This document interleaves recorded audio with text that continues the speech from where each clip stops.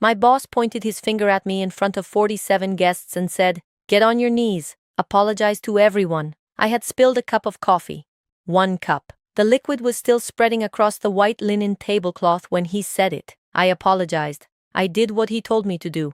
And while I was still on my knees, the wealthiest man at the table stood up slowly, looked at me with an expression I couldn't quite read and said, "Wait, aren't you?" My boss's hand started to shake. I will never forget the silence that fell over that room. 47 people, executives, heirs, business wives wearing jewelry around their necks that cost more than the apartment I was renting. Every single one of them looking at me, kneeling on the hardwood floor of the Piedmont Club in Buckhead, a coffee stain spreading across the white apron I had ironed at 5:30 that same morning. And my boss, Derek Thornton, owner of Thornton Elite Events, the man I had called my employer for 4 years, wearing the expression of someone who just won something.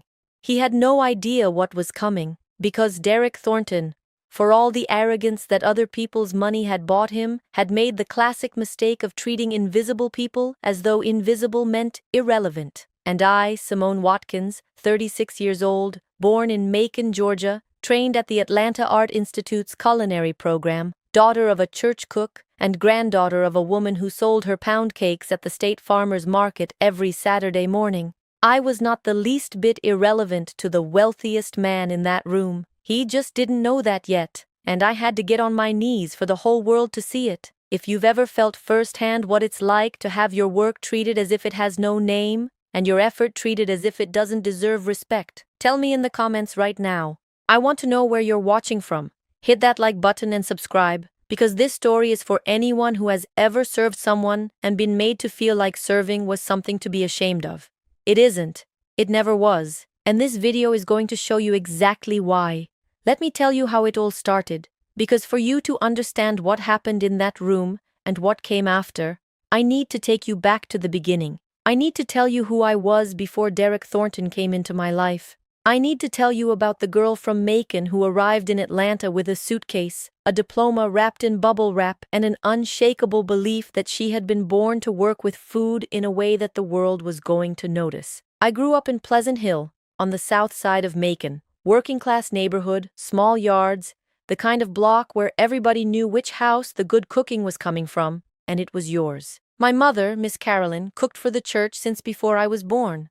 Sunday dinners, repast meals, holiday spreads, whatever the congregation needed. She was up at 4 in the morning and I was up with her, not because she asked me to be, but because I couldn't sleep once the smell of her kitchen reached my room. By the time I was 6 years old, I was standing next to her at the stove, watching how she layered a pan of dressing, how she seasoned her chicken by feel and instinct. No measuring cups, no written recipe, just the hands and the knowledge that came from a tradition I never found in any cookbook. My grandmother, Miss Ruth, sold pound cakes. That was her thing. One thing, done perfectly. Dense, buttery, golden on the outside, fine crumbed on the inside, with a crack down the center of the top that was the sign of a cake baked right. She sold them at the state farmers market, wrapped in wax paper, tied with kitchen twine, $6 a piece when everybody else was charging $4.50.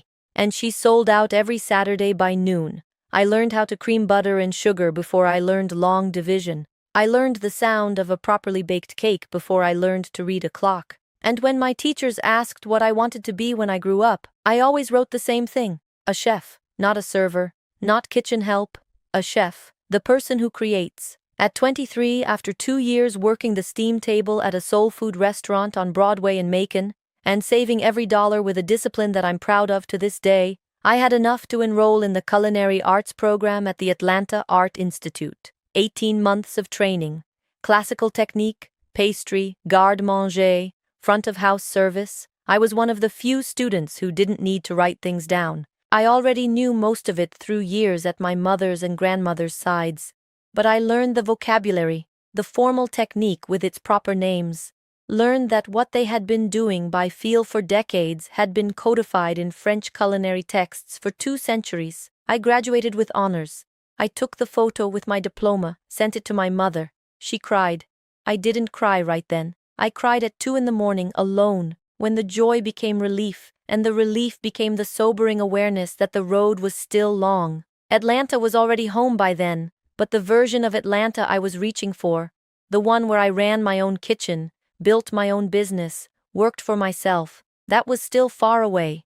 My mother had started having health issues, nothing critical, but the kind that added up, doctor visits, prescriptions, costs that her fixed income couldn't absorb without help. My friend Christina Andrews from Warner Robins had been working in the events staffing industry in Atlanta for 2 years and called me one afternoon. "Simone, they need good people here, it's steady work, they put you on payroll, the tips are decent on the big events. Come." I went. Atlanta received me with the particular weight it has when you're still figuring out which version of itself you belong to. I was renting a 1-bedroom in East Point, commuting on MARTA, learning which neighborhoods connected to which and how the city's geography sorted people by zip code in ways that took time to understand. I was good with money.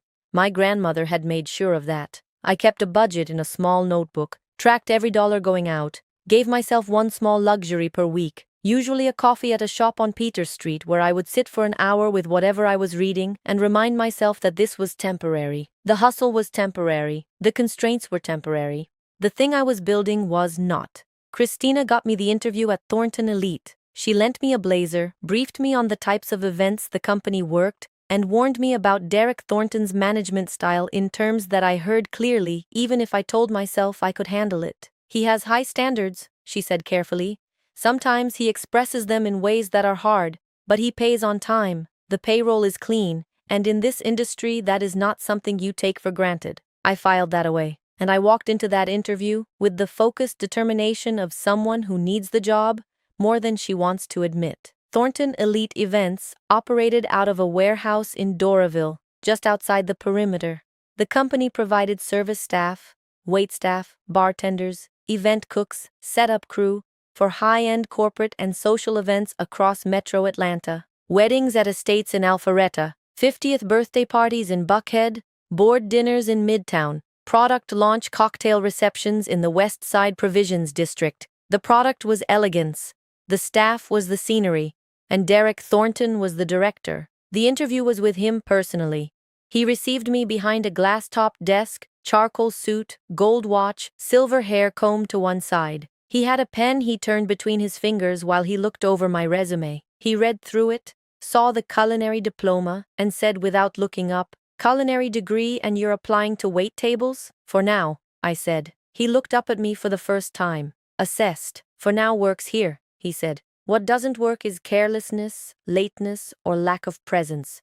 We serve people who spend $50,000 on a dinner party. They expect perfection." He paused. "Do you understand what perfection means?" "Better than it might look like I do," I said. He hired me. $14 an hour, plus event gratuity, W-2 employment, health insurance after 90 days. It was what I needed. I stayed. The first several months I worked well. I learned the company's protocols, the vocabulary of luxury events, the mechanics of formal service. I was good at what I did, because I knew what I was doing, because I had trained, because working the floor was not beneath me. It was technique.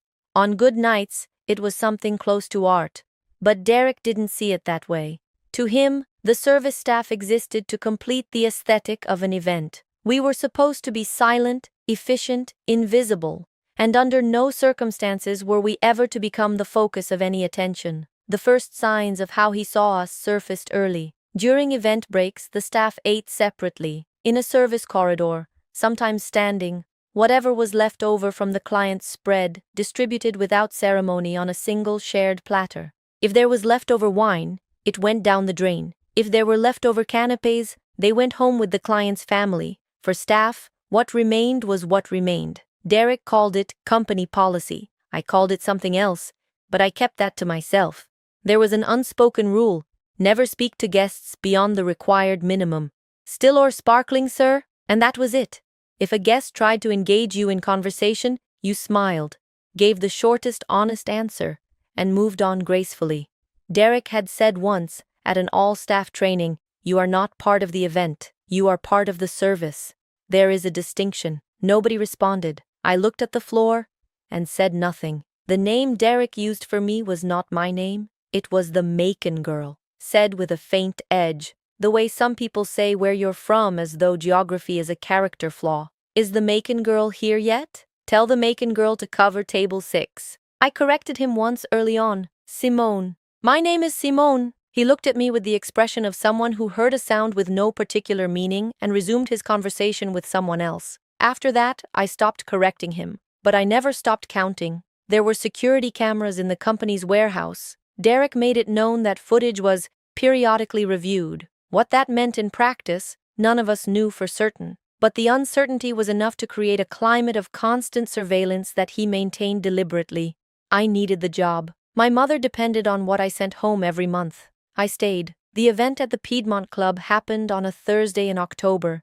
It was a corporate dinner for the leadership team of a commercial real estate firm. 47 guests, 4-course menu, open bar after dessert. Derek had won this contract 6 months prior and mentioned it at every staff meeting since. The Piedmont Club is the most important relationship we have in the Atlanta market. Anyone who costs us this account will not work in this city's events industry again. He said it like a point of pride.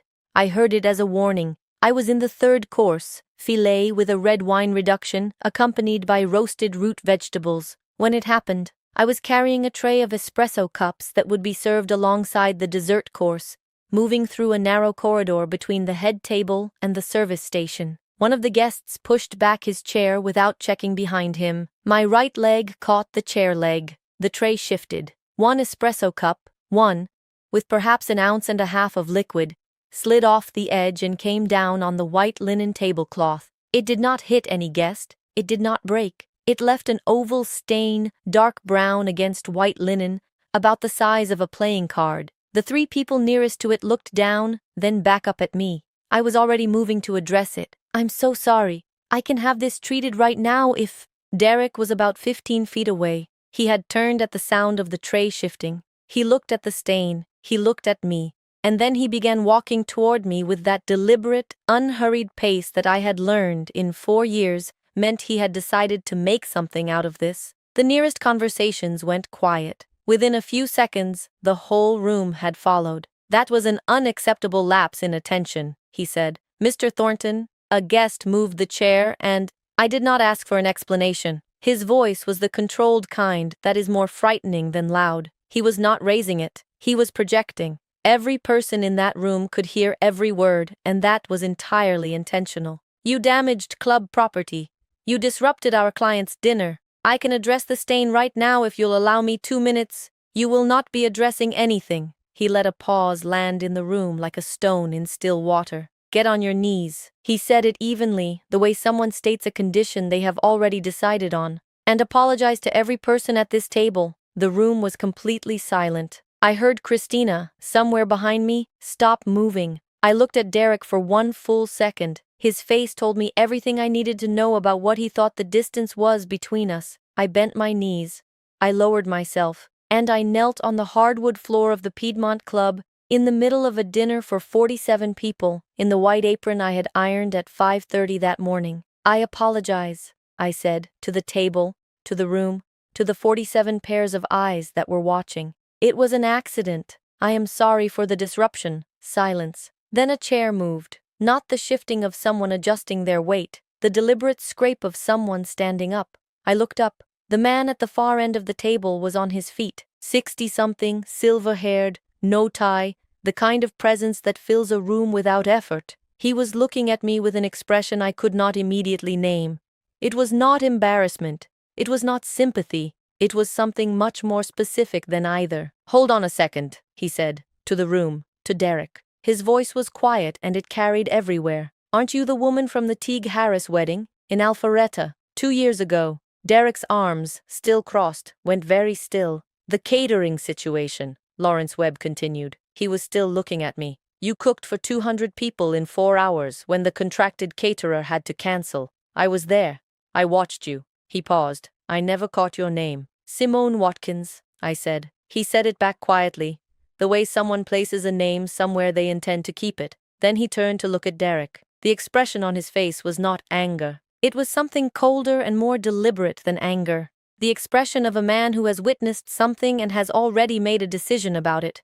You just made her kneel, he said, for a cup of coffee. The room was as silent as I have ever heard 47 people be. Derek opened his mouth. Lawrence, this is an internal, I know what it is. He turned back to me. His voice had not risen once. Please stand up, Simone. I stood up. My legs were steady. My hands were steady. Something inside me, something Derek had been pressing down for 4 years, was straighter at that moment than it had ever been in that building. Because she asked me not to use her real name, who had worked at Thornton Elite for 3 years before leaving 6 months prior. She was the first to respond when I sent a message to the former employees group text, and she sent a voice message I listened to 3 times in the parking garage of my apartment complex after an event ran past midnight. Simone, I knew someone was gonna do this eventually. I thought about it myself, but I didn't have enough to stand on. What happened to you at the Piedmont Club was not a mistake. He does that. He picks a high-visibility moment to punish someone in public. I watched him do the same thing to a woman named Renee at a corporate event in Buckhead, screamed at her in front of the client for a mistake that wasn't even hers, then let her go the next week without giving her proper notice. She signed off without a fight because she needed a reference, and he made it clear what kind of reference she'd get if she made noise. I listened to that in the dark of a parking garage at 11:30 at night, apron folded in my bag, feet aching in the black leather shoes the company required. I felt a chill that had nothing to do with the October air. He knows what he's doing, Patricia continued. He picks based on who's going to give the least resistance. Whoever needs the job most, whoever doesn't have savings, whoever came from out of town and doesn't have connections here. I figured that out eventually. I just figured it out too late. I texted back, "You have documentation of anything?" The reply came in 30 seconds. 4 months of pay stubs where my hours don't match what I actually worked. I kept them because something always felt off and I wanted the record.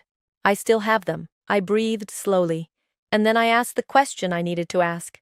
Would you be willing to be part of a collective action if I put one together? The reply took a little longer that time, but it came. Yes. Beyond Patricia, there was Renee, the server who'd been let go without proper notice after being humiliated at the Buckhead event. She called me 2 days later when she saw my message in the group. "I've been job hunting in this industry for 7 months, she said. Derek gave me a bad reference. I found out because a catering director at another company told me she'd called Thornton Elite and was told I was difficult to manage.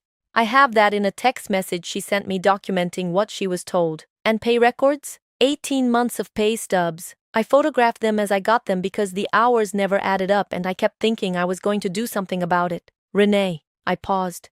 "You are doing something about it. Right now." She was quiet for a moment. When she spoke again, her voice was steadier. "Tell me what I need to do." There was a woman named Jasmine who had worked as a bartender for Thornton Elite for 2.5 years. She had documented something I hadn't encountered in my own situation. Derek had required her to arrive 2 hours before every event for unpaid setup and staging work that he classified as orientation, which was never listed on any pay stub. 20 hours a month minimum, unpaid, she said. I calculated it one night when I couldn't sleep. Over 2.5 years, that's more than 600 hours of work I was never compensated for. I have the event confirmation emails that list my required arrival times alongside the pay stubs that show I was never paid for those hours. I wrote down the number she gave me, 600 hours. I sat with that for a while, and there were also Monica, Keisha, Tanya, Brittany, and Gail, each with her own version of the same story, the same underlying architecture. An employer who had taken precise inventory of how much each of us needed that paycheck and built his management style around that knowledge. Hours not paid, silence purchased through the threat of a bad reference, the absolute certainty, cultivated by Derek Thornton with the ease of long practice, that none of us would have the means or the network to do a thing about it. It was a system, not negligence, strategy. And I had spent 4 years inside of it without ever seeing the whole shape, because when you're inside, you only see your own portion. It's only when you start comparing notes with everyone else that the full design becomes visible. Sitting in that parking garage past midnight, I understood that it wasn't just me. It was all of us. And the question was no longer whether to stay or go. The question was what to do next. The next morning, I called the number on the business card that Lawrence Webb had pressed into my hand quietly in the service corridor before he left the event. I had thought it was social courtesy. I almost didn't call. He answered on the second ring. Simone, I was hoping you'd call. I wasn't prepared for that. You were expecting to hear from me? Since last night. Tell me what you need. I paused. I need some guidance on how to protect my labor rights. I think I have evidence of some serious irregularities at the company I work for. A brief silence on his end. Do you have an employment attorney? No. You will tomorrow. Send me your email. The next morning, I received the contact information for Dana Hollis, an employment attorney with offices on Peachtree Street in Midtown, specializing in collective labor actions. Lawrence had called her before I'd even had my coffee. The meeting with Dana Hollis lasted 2 hours and 40 minutes. I brought the pay stubs I had photographed on my phone. She asked me to print them all and organize them by date. I also brought screenshots from the former employees' group text. With each person's permission, I brought my original employment contract. She went through everything page by page, without rushing. When she finished, she took off her reading glasses and looked at me directly. Simone, what you have here is documented evidence of systematic short reporting of hours worked across at least 30 events in the past 18 months. Overtime, not compensated in virtually every case. That is a serious violation of federal and state labor law. When you add up the back pay owed to you alone, we're looking at somewhere between $22,000 and $35,000 in unpaid wages, plus emotional distress damages for what happened at the Piedmont Club, which was deliberate public humiliation with multiple qualified witnesses. I breathed. And the others? If the others have equivalent documentation, we file a collective action. The more plaintiffs, the stronger the case, and the harder it is to make go away. How many do we need with solid documentation? She folded her hands on her desk. Bring me 5 with clean records and we file. I had 16 names in the group text. I sent a message to all 16 that night. 11 responded. 7 had documentation. Dana and I went through all 7 and identified the 8 strongest cases, including mine. But that wasn't all I had found. While organizing my documents, I came across something I had completely forgotten about. Among the photos I had taken out of habit, at an event 2 years earlier, at a private estate in Sandy Springs, I had accidentally photographed the screen of a laptop left open on the study desk while I was setting up the service table nearby. The image was slightly out of focus but legible. A spreadsheet with employee names, mine among them, and 2 separate columns of dollar figures for each person, one labeled reported and one labeled actual. The actual column was, in every case, significantly higher than reported. I sent the image to Dana. She was quiet for a long moment. Where did this come from? Accident? Background photo? 2 years ago. Simone. She exhaled slowly. This looks like an internal tracking document for intentional underreporting. If it is what it appears to be, this isn't just a labor violation. This is documented systematic wage fraud. With all of it in hand, Dana advised the standard first step, a formal demand letter to Derek before filing the lawsuit. It gave him the opportunity to resolve before litigation and created a dated record that he had been put on notice. The letter was delivered by process server to Thornton Elite in Doraville on a Monday morning. I was at home when my phone rang, Derek Thornton's personal cell. I looked at the number for 3 full seconds before I answered. Hello? Simone. The voice was different. Not the voice from the Piedmont Club ballroom. Lower, more controlled, but with a tension underneath it that I recognized as fear dressed up as negotiation. I received some paperwork. We need to talk. Go ahead. Not over the phone. In person. Tomorrow. At the office. I won't be coming to the Thornton Elite office, I said. Any conversation you want to have with me goes through my attorney. Silence. Who's advising you? Dana Hollis. Her contact information is in the demand letter. Another silence. Longer. Simone. He shifted his tone, tried to put warmth into a voice that didn't have any. I understand that what happened at the Piedmont Club was excessive on my part. I overreacted, but we can resolve this between ourselves without any formal process. I'm prepared to offer you a reasonable settlement and— Derek. I cut him off, with the calm I had been rehearsing since that parking garage. I'm not asking for a settlement over a coffee cup. I'm asking for my earned wages and the wages owed to the other women who worked for you over the past 4 years. Those are 2 different things. Please speak with Dana. He took a while to answer. You have no idea what you're starting. I recognized that tone. It was the same one he used when he said, "You are not part of the event." The voice of someone who genuinely believes the other person doesn't have enough to keep going. "I know exactly what I'm starting," I said. "Have a good evening, Derek." I hung up. My hand was steady. My heart was beating hard, but it was the heartbeat of someone who has made a decision they are not going to unmake. Different from trembling. Completely different. 2 days later, his attorney called Donna's office proposing a quick settlement. Baseline wage payments only, no admission of wrongdoing, with a broad, non-disclosure agreement. Donna called me immediately. "They want a silence clause," she said. "No," I said, without hesitating. "They'll likely offer more money." The silence clause is the part I'm saying no to. The other women need to be able to tell their stories. I need to be able to tell mine. Whatever is in that agreement needs to be on record. That's what protects whoever comes after us. I paused. Counter with full back wages, documented overtime, emotional distress, no NDA. 3 days later, they agreed. The twist I hadn't anticipated came 10 days after the demand letter was delivered. Christina sent me a screenshot. It was a proposal email that Thornton Elite had sent to the Webb Family Foundation, Lawrence Webb's philanthropic organization, proposing staffing services for their annual fundraising gala. In the body of the email, Derek had listed the credentials of his team, and there, with my full name, my culinary degree from the Atlanta Art Institute, and a description of my skills, I was listed as exclusive culinary consultant for Thornton Elite events. I had already resigned from Thornton Elite. I had submitted my formal resignation the week the lawsuit was filed, and at no point, under any circumstances, had I authorized my name or credentials to be used in any proposal to anyone, ever. Derek had tried to use my name, without authorization, after my resignation, to win the client who had witnessed my humiliation.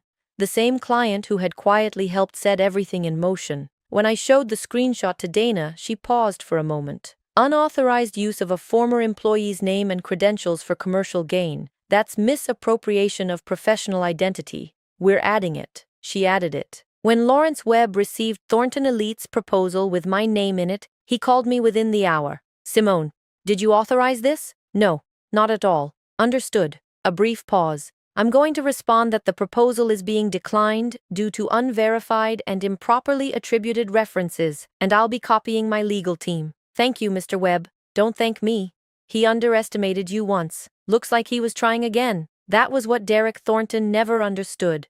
That the people he dismissed as irrelevant sometimes knew the right people, had the right history, and the right determination to change the outcome. He had treated me like scenery, and the scenery had stood up. But before the final hearing, there was one more person I needed to meet. A week after the demand letter, I got a text from a number I didn't recognize. "My name is Beverly Okafor.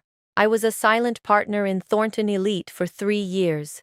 I left after a dispute with Derek over exactly the kind of practices you're now documenting. Lawrence Webb mentioned your name. I think we need to talk." We met at a coffee shop in Decatur 2 days later. Beverly was 61 years old, sharp eyes, natural silver locks, the kind of still presence that told you she was used to being the most prepared person in any room. She put a manila envelope on the table between us. 3 years of internal documentation, she said. I printed everything before I walked away. Payroll control sheets with 2 columns, what was reported and what was actually paid. Emails from Derek to his office manager with instructions on how to log event hours to avoid triggering overtime thresholds. And a log of events where the gap between documented and actual hours was consistent and deliberate. I opened the envelope, read the first page, closed it. "Why did you hold on to all this?" She wrapped both hands around her coffee cup. "Because when you leave a business arrangement like that, you leave with insurance. I didn't know I'd need it for this, but I knew I might need it for something." A pause. "I should have done more sooner. I didn't because I was protecting myself. I've had to sit with that. You're here now," I said. "I'm here now." She met my eyes steadily. "And I'll do whatever is needed for as long as it takes. Why reach out through Lawrence rather than contacting me directly? I didn't know who you were until he mentioned your name. I'd been aware of what was happening at Thornton from a distance. Word travels in this industry. When Lawrence told me there was a former employee with solid documentation building a case, I needed to know if what you had matched what I had." "Does it?" She almost smiled. "Ask your attorney." When I brought Beverly's material to Dana, she was quiet for nearly 3 full minutes after finishing the last page. Then she put down the folder and looked at me directly. "Simone, this changes what we're dealing with. What you had before was already a strong case. What you have now, your records, the other plaintiff's documentation, and this, is a case that is extremely difficult to argue against. The internal emails demonstrate that the underreporting of hours was not administrative error. It was deliberate policy, consistently applied." She paused. "I want to be clear with you about what this means. This is not just a wage recovery action anymore. This is a referral to the Department of Labor for a systemic investigation. The scope goes beyond your individual case." "Good," I said. She looked at me for a moment. "You're certain? The next woman he does this to needs to know it can be addressed, that it was documented, that it happened and it was wrong and there was a consequence." I held her gaze. "File everything." She filed everything. The Department of Labor hearing was held in February at the Federal Building on Spring Street in downtown Atlanta. I was up at 5:30, made coffee, put on the navy blazer I had bought specifically for that day, not to impress anyone but because I wanted to remember exactly how I looked when I walked into that room. I wanted to remember the version of myself who showed up that morning. I arrived at Dana's office at 8. She had 3 folders organized on her conference table and coffee waiting.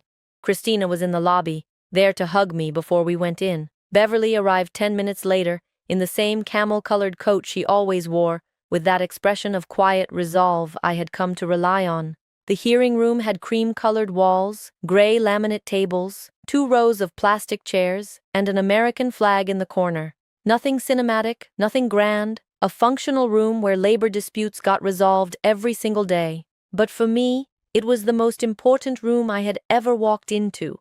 I sat on the left side beside Dana, with Christina and Beverly behind me. On the right, Derek and his attorney, a younger man, dark suit, the neutral expression of a professional accustomed to sitting in rooms like this one. Derek did not look at me once during the entire proceeding. I looked at him, calmly, without anger. The rage had converted into something else over those months, something colder and cleaner. Certainty. The hearing officer read the terms of the settlement agreement aloud.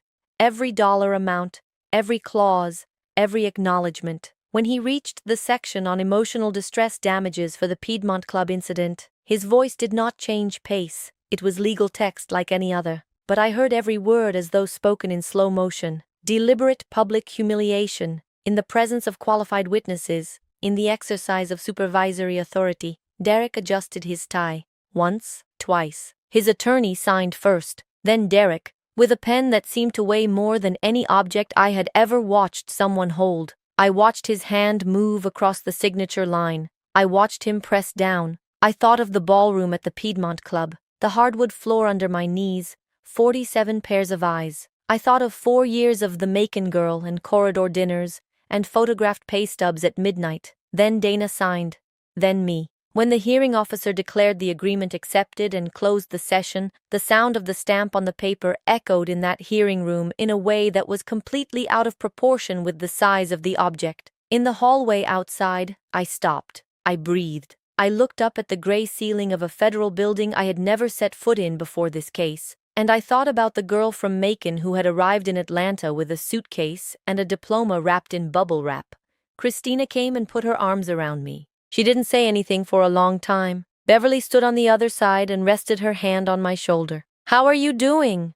Beverly asked. I thought before I answered. There were several true answers. I chose the most honest one. "Ready?" She nodded, just once, like that was exactly the right word. The total settlement amount was $218,000, distributed among the 8 plaintiffs according to the wage calculation in each individual case. My share? $34,600, unpaid wages, overtime, and emotional distress damages for what happened at the Piedmont Club.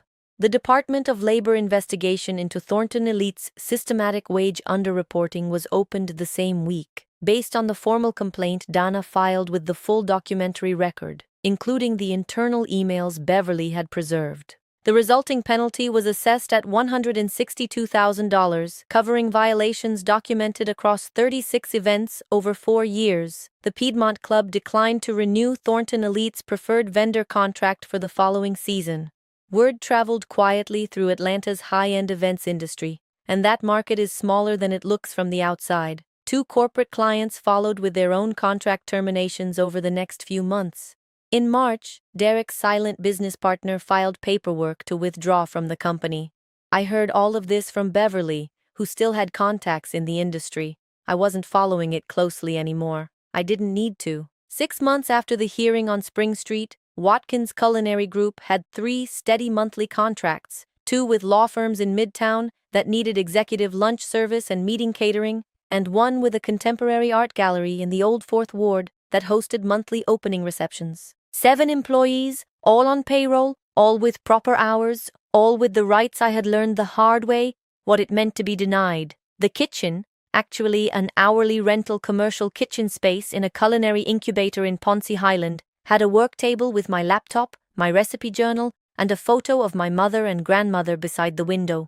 Every morning when I came in at 7, I made coffee and looked at that photo. Miss Carolyn, Miss Ruth, the women who taught me everything I know about food, about work, and about what it means to make something with your hands and your heart and stand behind it without apology. One evening, on a video call with my mother, I tried to tell her the whole story. The event, Derek, my knees on the floor, Lawrence Webb, the case, the settlement. She listened in silence all the way through. "And you got on your knees?" she said. "I did. And you got back up?" "I got back up." She was quiet for a moment. "Then you're fine, baby. Anybody who gets back up is already ahead of people who never fell."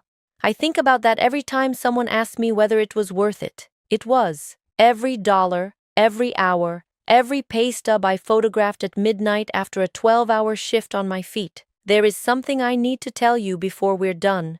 Not as a moral of the story, not as a lesson wrapped up with a bow, but because I would feel wrong not saying it. When what happened at the Piedmont Club occurred, I didn't have language for what I was experiencing beyond humiliation and anger.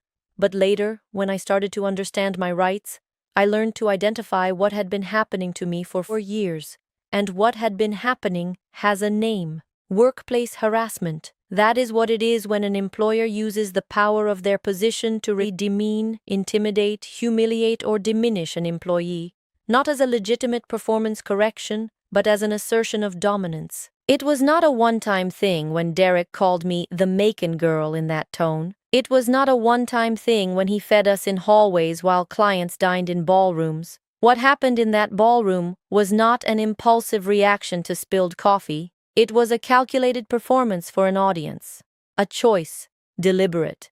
And that constitutes workplace harassment and potentially hostile work environment conduct under federal and state law. Every person who does service work, waitstaff, catering, housekeeping, domestic workers, personal assistants, anyone who provides labor for another person, has rights that exist regardless of how much money the employer has or how informal the work arrangement seems. Proper wage payment, including overtime for hours worked beyond 40 in a week, is protected under federal law. Minimum wage protections apply whether or not you have a written contract. You are entitled to a written pay stub or record of your hours and wages. Retaliation for raising a wage complaint is itself an illegal act. None of these are favors. None of them are negotiable. They are yours, and no verbal agreement, no company policy, and no argument that this is just how it works here takes them away. If you suspect your rights are being violated, document. Photograph your pay stubs as you receive them. Save your messages. Write down dates, times, and what was said to you and by whom. You do not need an attorney to start documenting, but you will need one to act. Free or low-cost employment legal help is available. Legal aid organizations in most major cities provide free consultations for wage and labor cases. The Department of Labor accepts wage complaints online and by phone, and many plaintiff-side employment attorneys take wage cases on contingency, meaning they only get paid if you win. Search for those resources in your area. They exist. You will find them. If you are in a situation like the one I was in, feeling like you have to endure it because you need the paycheck, feeling like speaking up will only make things worse, feeling like whoever has money always wins, I understand that feeling. I lived in it for 4 years, but I also know what is on the other side of deciding that you are not going to accept it anymore, and every single step of that road is worth walking. If I had known my rights earlier, I would have acted much sooner. That is exactly why I'm telling you this now. Thank you for staying with me through this. This story cost something to tell, but the stories that cost something are the ones that matter most to share. If it moved you, if it made you feel something, pass it on to someone who needs to hear that there is a way out. Sometimes another person's story is the thing that finally tips the balance. And before you go, leave me something in the comments. If you could say one thing to someone like Derek, to anyone who has ever used their money or their position as a license to treat another person as though they don't exist, what would you say? Subscribe if you haven't already. Every person who stays makes these stories travel further. And the words I carry out of this story, the words I would say to myself if I could go back to that ballroom floor, he put me on my knees. I went down. And in that second on my knees, I decided it was the last time in my life I would let anyone put me in that position. Not out of anger, out of certainty. Until the next story.